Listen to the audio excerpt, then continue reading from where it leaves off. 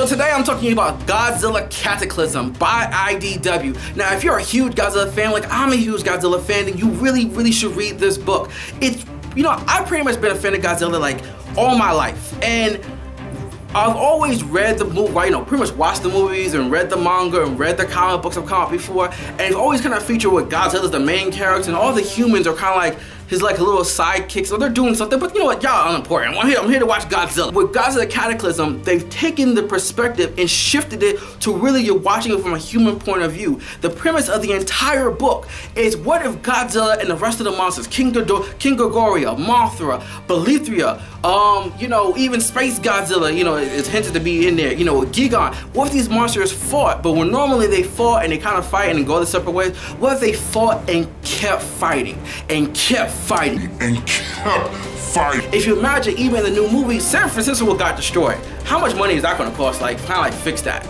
I mean, I know what, I work a regular 9-to-5 job and everything, so I'm not even trying to imagine that paycheck. But really, humanity really just couldn't like recover from all these battles which continuously happen, and it's going on for so long that now humanity, or pretty much human beings, have kind of reverted to like a Last of Us situation where like they're living in shanties and they're trying to just find basic supplies to just really exist in this world. And they actually believe that Godzilla and all the rest of the monsters are actually gods. They were actually questioning, like, you know, maybe this is where the human myth came from. When humanity can't comprehend what's going on, they turn to the gods. The main character in this world is actually called Hiroshi, and he's an old man.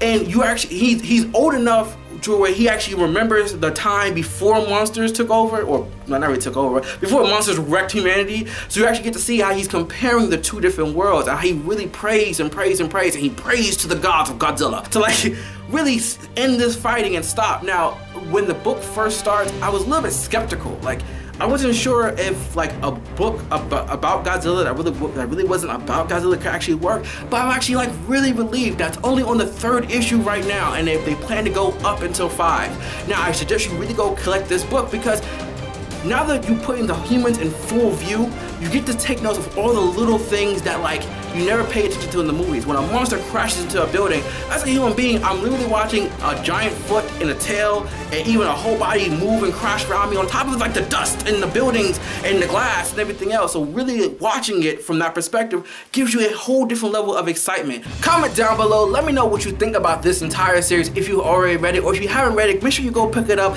buy it at your local comic book store, support the craft, you know what, and also just let me know what your favorite Godzilla movie or even just your favorite Godzilla moment is, you know, and because I really want to know, I really want to like speak to the Godzilla fans out there. But you know,